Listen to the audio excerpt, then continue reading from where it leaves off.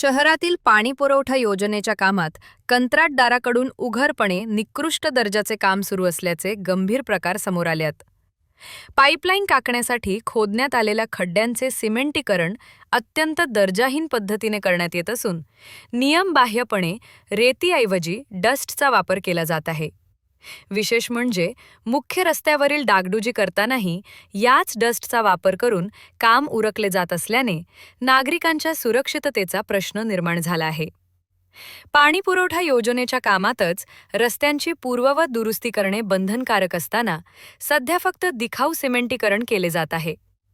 वापरण्यात येणारे सिमेंटही अत्यंत निकृष्ट दर्जाचे असून काही ठिकाणी सिमेंटचे प्रमाण नगण्य असल्याचे प्रत्यक्ष पाहणीमध्ये दिसून येत आहे. परिणामी काही दिवसातच खड्डे पुन्हा उघडण्याची भीती व्यक्त होत आहे. विशेष बाब म्हणजे हे सर्व प्रकार घडत असताना संबंधित बांधकाम अभियंता मात्र पूर्णपणे निद्रावस्थेत असल्याचा आरोप नागरिकांकडून केला जात आहे. शहराच्या मध्यवर्ती व वर्दळीच्या मुख्य रस्त्यावर अशा पद्धतीनं काम केल्यानं अपघातांचा धोका वाढला असून वाहनचालक व पादचारी त्रस्त झाले आहेत.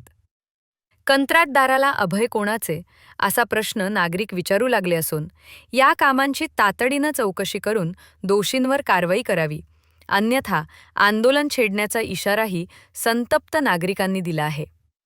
आता तरी नगरपंचायत प्रशासन जागे होणार की नेहमीप्रमाणे डोळेझाक करणार याकडे शहराचे लक्ष लागले आहे.